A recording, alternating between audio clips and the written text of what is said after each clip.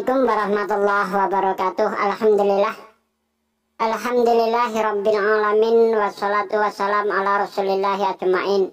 Rabbis shrahli sadri wa yassirli amri wahlul 'uqdatam min lisani yafqahu qawli amin. Amma ba'd.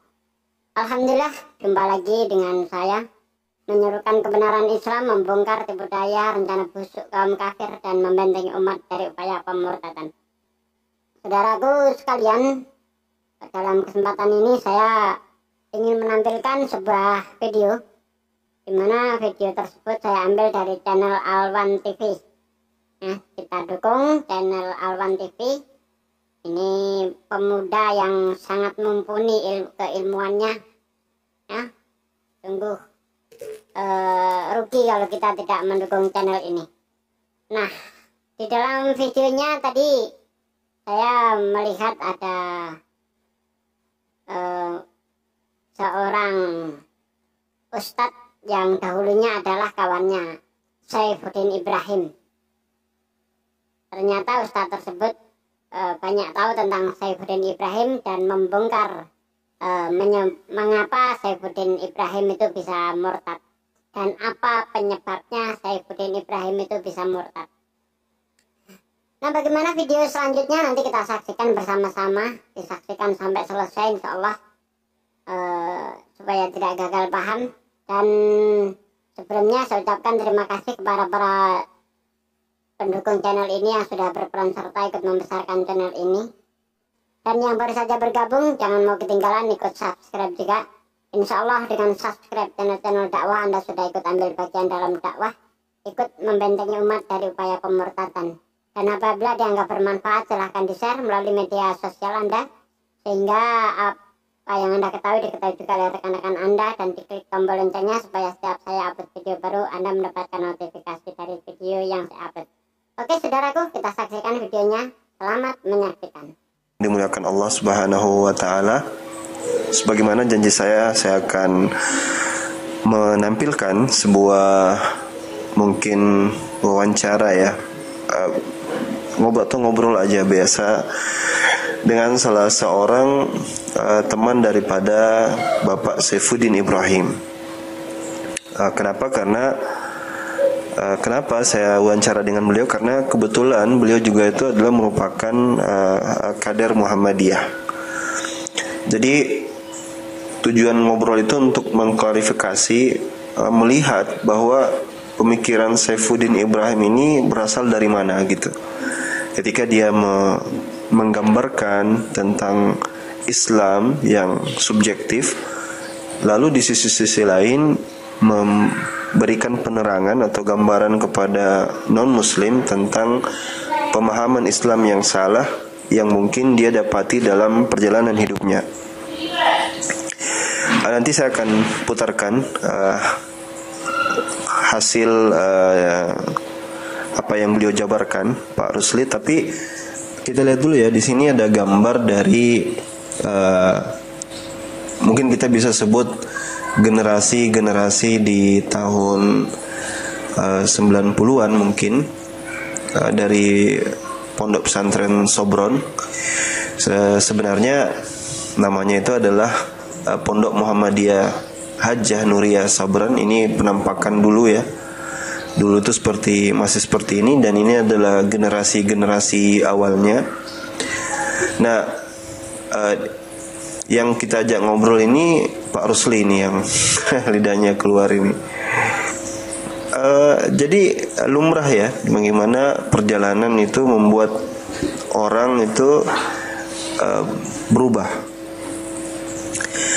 Jadi ini dulu ketika Pak Saifuddin dengan kelompoknya, teman-temannya ya di jadi dijabarkan itu bahwasanya mereka itu dapat beasiswa, dan ini adalah Pondok Muhammadiyah Hajjah Nuriyah Sabran yang sekarang ya, sudah bagus sekali tempatnya. Nah, konsepnya itu begini, dalam Muhammadiyah itu kita tuh mendahulukan kader ya. Biasanya kalau ada kader yang kita lihat dia aktif di Muhammadiyah atau anak daripada pengurus Muhammadiyah, itu biasanya kita berikan jalan untuk kuliah. Biasanya dikasih semacam keringanan gitu ya, sebagai sesama di dalam persyarikatan. Nah, Pak Saifuddin Ibrahim ini orang tuanya adalah pengurus Muhammadiyah di kampungnya, sehingga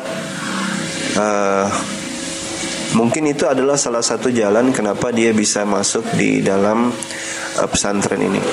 Nah, pesantren itu kalau di Muhammadiyah beda dengan NU ya. Kita di Muhammadiyah itu pesantren namanya, tapi dalam jenjang pendidikan, masih tetap dalam jenjang pendidikan. Jadi seperti orang kuliah saja. Jadi kadang-kadang kita nggak bisa bedakan ya, pesantren dengan kampus itu bedanya apa kalau di Muhammadiyah, karena tampilannya itu hampir sama. Nah, jadi nanti diterangkan dengan beliau bahwa Pak Saifuddin ini dulu alumni dari sini. Nah, setelah dikader di sini, maka mereka kemudian bisa mengabdi di beberapa tempat.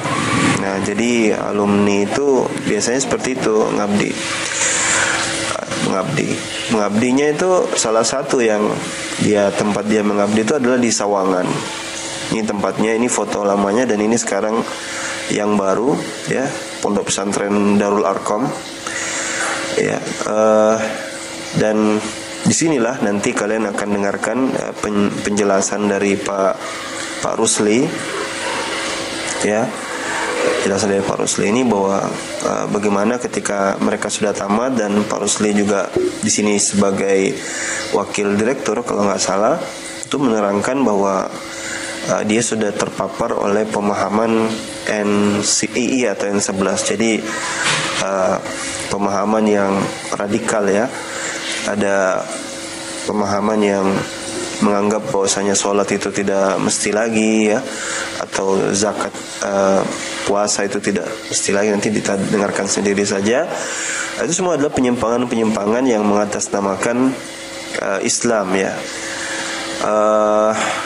Yang pemahaman itu menurut saya sampai sekarang masih ada di benak kepalanya, dan itu yang dia sampaikan kepada non muslim bahwa Islam itu ya seperti itu. Kalau di Muhammadiyah sendiri ya Masya Allah ya, jauh sekali dari. Ini ada yang baru ya. Nah, yang menarik adalah ketika dia didaulat sebagai guru besar Al-Quran. Dan ini lucu ya. Kalau kita bicara guru besar sendiri, itu jenjang pendidikan itu ya harusnya jenjang pendidikannya itu adalah jenjang pendidikan yang sekelas doktor, mungkin seperti itu ya, atau bahkan kalau perlu profesor ya, kalau kita katakan guru besar. Nah, sebenarnya dia bahkan di sini di audio ini, di teman-temannya ini menyatakan bahwa dia biasa-biasa saja, tidak ada yang betul-betul spesial baik dari sisi bahasa Arab apa yang dia kuasai ataupun. Jadi kalau dalam Islam dalam kita itu seperti mungkin kita bisa sebut kayak dai lah ya, dai. Banyak juga murtadin yang saya lihat pintar ngaji, bisa ngaji misalnya, itu bukan hal yang spesial juga dalam Islam, apalagi zaman-zaman sekarang ya. Anak-anak kita, saya dulu ngajar TKTPA itu, anak-anak itu sejak 5 tahun udah belajar ngaji, seperti belajar abjad aja. Jadi bukan hal yang lumrah atau hal yang mencengangkan seperti itu. Jadi kita lihat kemudian dia karena terpengaruh dengan N11, makanya dia lari dari tempat ini, dia masuk di sini di pesantren Az-Zaitun. Nah, pesantren Az-Zaitun ini adalah dikomandoi oleh Abu Toto atau Panji Gumilang, yang mana ya apa yang dia sodorkan adalah konsep bagaimana bersiasah ya, kurang lebih seperti itu. Jadi pemahaman-pemahaman di dalam mencari uang itu didoktrinkan kepada mereka, sehingga ada banyak istilah ya, saya tidak bisa sebutkan istilah-istilah mereka untuk memungut uang itu. Makanya dalam waktu yang singkat mereka tuh berhasil mengumpulkan dana ya. Nanti bisa di Google atau di searching bagaimana mereka itu memanfaatkan anggota itu untuk dikuras uangnya, diajarkan berbohong ya, di cara-cara yang tidak benar. Tapi mungkin sekarang bertransformasi ya, kita tidak tahu karena sekarang sudah bertransformasi setelah masa di mana polisi, Majelis Ulama Indonesia, aktivis-aktivis Islam pada saat itu ya, saya banyak lihat ya, dulu masa-masa itu di Fuwa Islam, dulu internet masih ini, Fuwa Islam itu banyak sekali menampilkan kebobrokan daripada Zaitun ini. Kemudian ada juga lembaga pengkajian mengkaji itu, dan akhirnya banyak juga anggota-anggota yang bekas dari Az-Zaitun ini yang akhirnya bersuara, buka suara tentang apa fakta yang terjadi sebenarnya di dalam Az-Zaitun. Jadi ya, demikianlah ya keadaan yang terjadi. Dan ini saya dapat di artikel ya, ada 116 guru pesantren Az-Zaitun yang protes karena di PHK. Jadi kurang lebih Pak Saifuddin ya sekelas-kelas inilah ya, pengajar di sana, ngajar biasa aja. Jadi klaim-klaim tambahan itu ya, kalau misalnya di pihak Kristen biasanya itu si fulan begini, yang mu'alaf itu gini-gini ya, tidak beda jauh dengan Pak Saifuddin ini. Banyak yang membesar-besarkan cacing jadi ular naga itu ya, biasa-biasa aja. Nah, dan ini adalah Pak Rusli Saimun yang saya bilang dari tadi bahwa beliau adalah teman dari Pak Saifuddin Ibrahim. Dan langsung saja kita mungkin dengarkan apa yang beliau jabarkan ya. Baik, itu saja. Assalamualaikum warahmatullahi wabarakatuh. Saifuddin Ibrahim itu dia orang Bima. Kemudian keluarganya itu, bapaknya itu salah satu pengurus Muhammadiyah di Bima. Info terakhir bapaknya itu adalah anggota Tarjih Pimpinan Wilayah Muhammadiyah Mataram, NTB. Nah, setelah itu sekolah, kemudian dia dapatkan beasiswa di Pondok Haji Nuria Sobron, Makam Haji Surakarta, di Fakultas Usuluddin, sama satu tingkat dengan saya. Saya kader Muhammadiyah, utusan DKI Jakarta. Nah, sampai kuliah di sana, selesai sarjana muda, kemudian kita pisah. Saya ke Pondok Pesantren Kiai Ahmad Dahlan Sipiro, Tapanuli Selatan, dia itu ke Jawa Tengah. Itu di daerah Jawa Tengah lah, di pimpinan daerah Muhammadiyah Jepara. Kemudian dia kawin dengan anak salah satu pimpinan daerah Muhammadiyah Jepara. Kawin di sana, dia ngajar, kemudian setelah itu dia hijrah ke Jakarta. Nah, kelihatan hijrah ini ada persoalan di dalam kehidupannya gitu, di dalam proses pemikiran keagamaannya.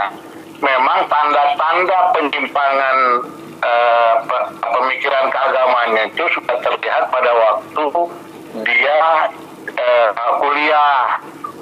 Dia lebih banyak mendalami filsafat dan perbandingan agama.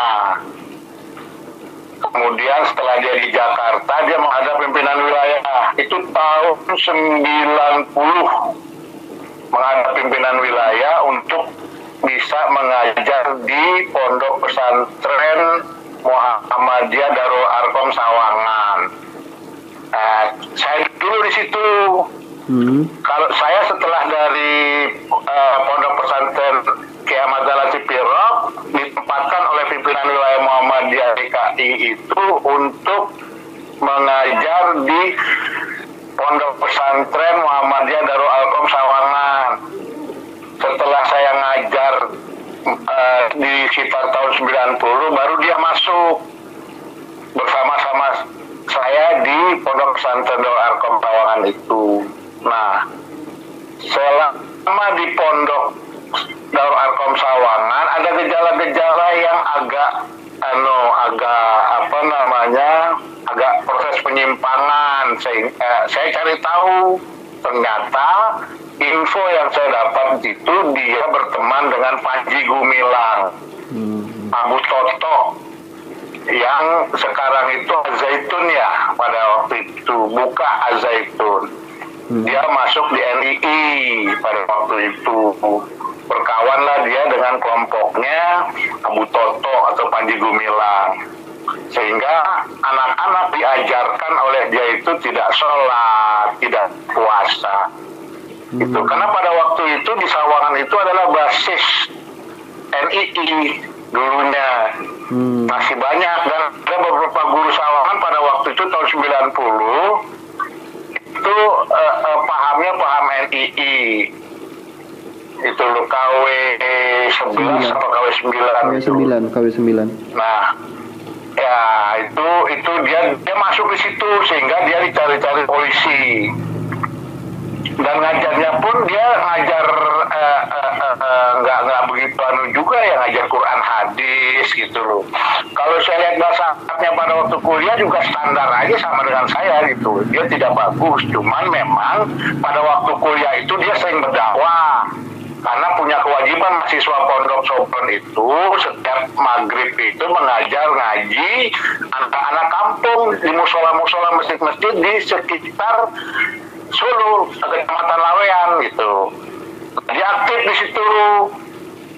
Bahasa Arabnya nggak bagus-bagus amat, bahasa Inggrisnya apalagi gitu loh. Nah, setelah dia masuk di NI itu, dia bergerombol dengan orang-orang NI yang ada di Sawangan. Kemudian dia dicari-cari polisi, dikejar-kejar polisi, kemudian dia kabur dari Pondok Pesantren Sawangan. Itu sekitar 3 tahunan lah. 2-3 tahun dia mengajar di Pondok Pesantren Darul Arkom Sawangan. Setelah itu saya nggak tahu lagi dia kemana. Kemudian saya ketemu-temunya itu di kereta pada waktu itu. Karena ada satu kampungnya itu namanya Saprudin, ketemu dengan dia ke rumahnya di Kalibata. Saprudin ini dulu TU di Pondok Pesantren Sawangan. Itu satu kampung, orang Bima. Kemudian saya ketemu dia cerita bahwa Saprudin itu sudah masuk Kristen. Nah, masuk Kristennya itu, bukan. Setelah dia dari Sawangan itu dia ke Al-Zaitun. Sorry, maaf. Setelah dia cari-cari polisi di Pondok Pesantren Sawangan itu, ternyata dia pergi ke Al-Zaitun. Diambil oleh Panji Gumilang. Di sanalah dia mengajar Quran hadis. Ada beberapa tahun dia ngajar di sana. Ternyata istrinya itu tidak bisa masuk Al-Zaitun. Istrinya itu dikontrakkan di sekitar Pondok Pesantren Al-Zaitun. Kemudian karena ada persaingan akreditasi, dia kan belum masih sarjana muda pada waktu itu gitu loh. Satu sisi bahasa Arabnya lemah, bahasa Inggrisnya lemah, dia cuma mengajar Quran hadis dan membina anak-anak. Akhirnya ada persaingan dengan masuknya guru-guru yang S1, S2, dia tersingkir. Akhirnya dia keluar dari Al-Zaitun. Keluar dari Al-Zaitun, ketemulah pendeta. Itu. Jadi motifnya dia masuk Kristen itu sebenarnya ekonomi. Gitu. Terus akhirnya dia dari Al-Zaitun itu kita nggak tahu dia Kristen atau nggak. Dari Al-Zaitun dia ke Jakarta. Ketemu dengan pendeta, ketemulah, akhirnya dia disekolahkan di pertama itu dia disekolahkan di Penginjil, sekolah Penginjil yang ada di Jakarta di Megaria itu loh, pegangsaan. Kemudian dia di sana, kemudian dia saya dapat informasi bahwa dia sekolahnya di Australia, disekolahkan, akhirnya dia nikah. Nah, istrinya diajak masuk Islam nggak mau. Masuk Kristen, sorry.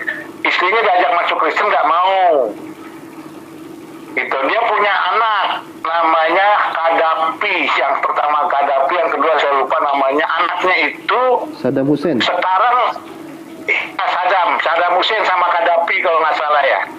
Nah, dia sekolahnya di Pondok Sobron, diselamatkan oleh Muhammadiyah anaknya itu. Itu ketika dengar bapaknya masuk Kristen, anaknya itu diselamatkan. Akhirnya disuruh kuliah di Sobron, di UMS, Fakultas Agama. Udah selesai kalau nggak salah sekarang. Nah, ibunya, istrinya itu diajak masuk Kristen nggak mau, kemudian sampai meninggal. Istrinya meninggal, kemudian dia kan ke Jepara diusir semua, diusir.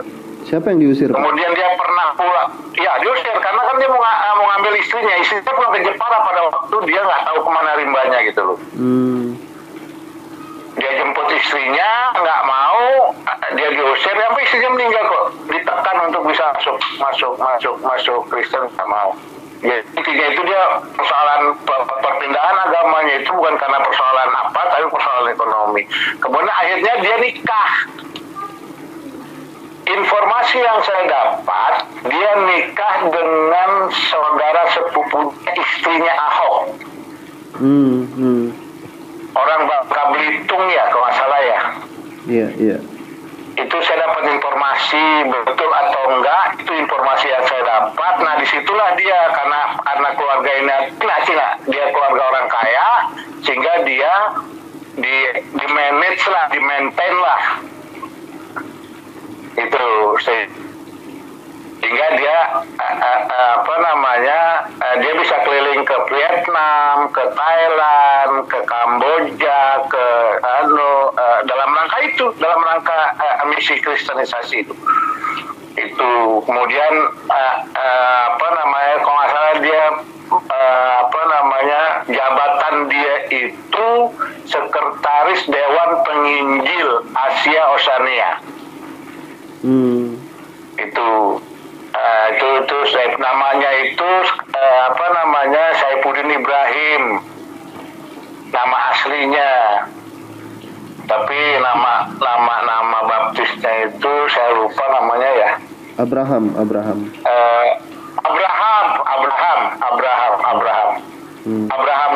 nama baptisnya Abraham. Nah, dia nikah dengan itu, kemudian karena suami istrinya orang kaya, dia dimajukan.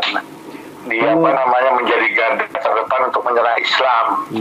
Itu karena dari pihak mereka kan nggak ada yang mampu untuk itu. Gejala itu sudah ada pada waktu kuliah, kemudian dipertajam lagi di mata kepala saya itu ketika dia di Sobron dia belum di Darul Arkom Sawangan. Darul Arkom Sawangan dia belum masuk Kristen karena masih di NII pada waktu itu. Dia masuk kelompok NII. Dia menjadi tangan kanannya Panji Gumilang Abu Toto. Itu. Pandangan. Itu cerita. Kalau pandangan keagamaannya itu setelah dia keluar dari pesantren, setelah gabung dengan NII itu, pandangan keagamaannya seperti apa, Pak? Ya, dia pandangan saya udah melenceng. Anak-anak diajarin untuk tidak sholat, sehingga dia tidak pernah sholat. Tidak pernah sholat, ya? Subuhnya itu bangunnya siang. Oh, tidak pernah selama itu memang dia sudah meninggalkan sholat begitu? Nggak pernah sholat. Ketika dia masuk di Sawangan itu udah ada gejala gitu. Saya pantau terus.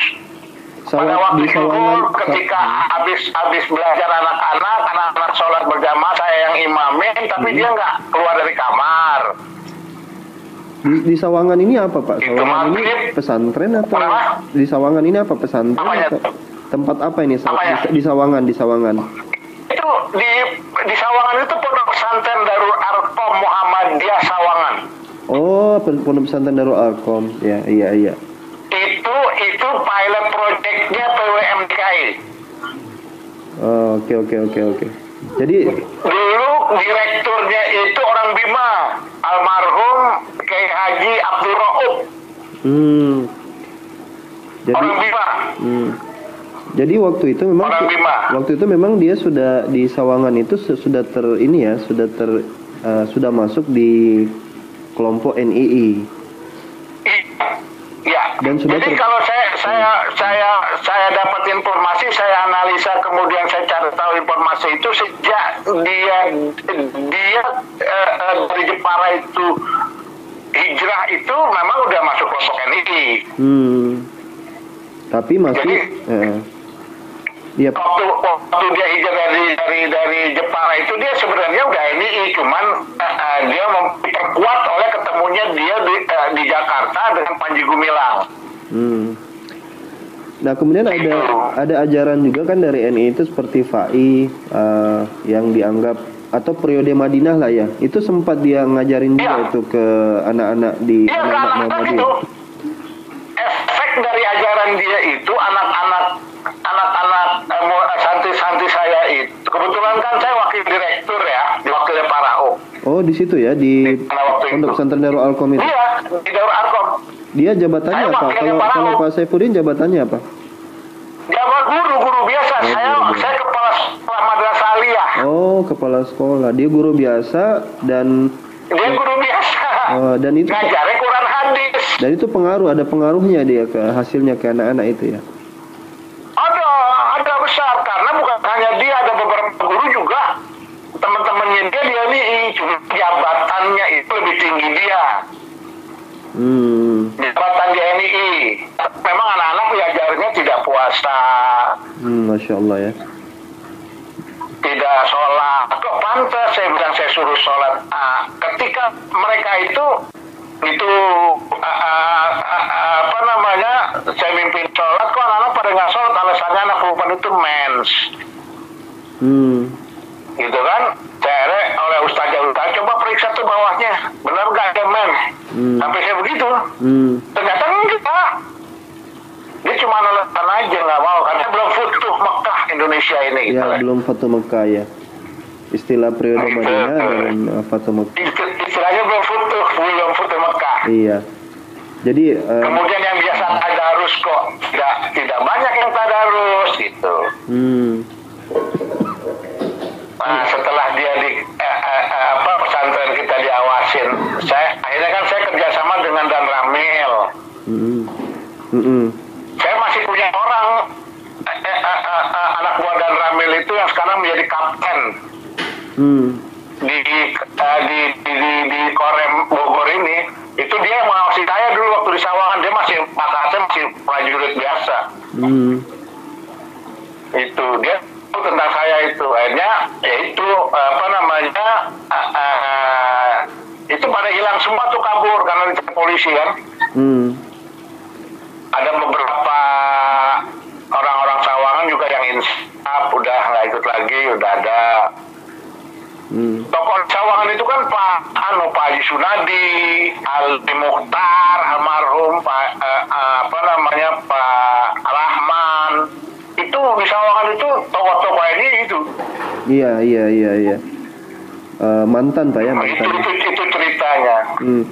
Jadi pengaruh dari pemikiran kan, kalau kita lihat tidak mungkin kan kalau pemikiran Muhammadiyah se ekstrim itu kan. Kita kan saya juga sebagai kader Muhammadiyah juga tahu persis bagaimana pengkaderan di Muhammadiyah. Makanya kalau dikait-kaitkan bagaimana sikap daripada pandangan Islam, karena waktu saya pernah bicara sebentar dengan Pak Saifuddin, dia membanding-bandingkan Islam itu dengan Kristen dari pandangan dia gitu, pandangan dia yang sangat subjektif menurut saya, bahwa Islam itu sangat keras, sangat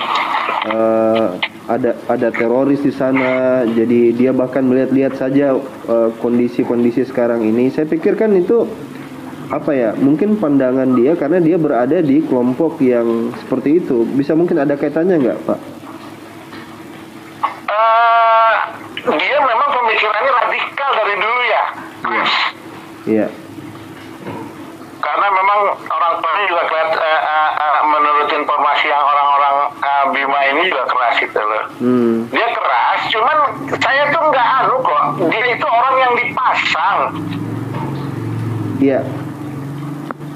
Itu loh, orang yang dipasang karena mereka pendeta itu kan nggak berani itu karena kan pertarungan politik kan mereka harus menjadikan seperti itu dia gitu loh. Kalau nggak kan sekarang kan posisi politik orang-orang Islam kan kuat di politik gitu loh. Nah dia itu orang yang dipasang gitu loh. Kebetulan dia latar belakangnya itu pernah di organisasi besar Muhammadiyah. Kalau saya menganalisa begitu, faktor utamanya itu adalah ekonomi. Dia itu susah hidupnya. Dulu waktu ketemu memang kelihatan susah Pak ya, padahal Al-Zaitun kan pada pesantren besar gitu. Dari kuliah pun, ya begitulah. Dia pakai kain, nggak pakai baju. Ya begitu modelnya. Dia itu. Kalau saya makanya kalau ada dia ketemu saya pasti dia malu sama saya gitu loh. Iya ya. Iya Pak ya. Karena saya lumayan dekat dengan dia waktu kuliah. Dan di Sawangan pun bersama-sama sama dia gitu loh. Kapan Pak terakhir komunikasi dengan saya terakhir 2 tahun yang lalu ya teleponan sama dia. Teleponan? Iya, dia telepon saya. Oh dia nelpon ke Bapak ya. Apa yang saya dijanjikan sama dia ketemu di Pasar Baru pada waktu itu, salah satu rumah makan Padang yang cukup besar itu di Pasar Baru. Tapi saya bilang oke. Saya bohongin dia, kebetulan saya ada janjian dengan imam besar, imam Istiqlal almarhum itu Pak Kiai siapa itu? Iya. Saya alasan gitu, oke kita ketemu di sana gitu. Dan kan saya bohongin padahal saya nggak ke sana gitu. Saya dijebak. Saya disuruh masuk Kristen kok, dia masuk ikut saya aja, kata nanti saya beliin mobil. Mau mobil yang mana? Apa saya beliin katanya. Ngomong begitu Pak ya? Iya. Ngomong gitu janjian, dia bilang udah ambil cari mobil di Bogor, nanti saya ke Bogor, nanti saya mampir. Cari mobil yang bagus lah, nggak apa-apa nanti saya yang bayarin katanya. Berarti banyak uang sekarang Pak ya? Wah bukan banyak lagi itu. Jasnya itu dulu dia nggak punya jas begitu, jasnya juga kumuh, saya tahu persis kok. Iya. Sepatunya juga miring. Cerita lah, cerita orang dia orang susah sih sebenarnya.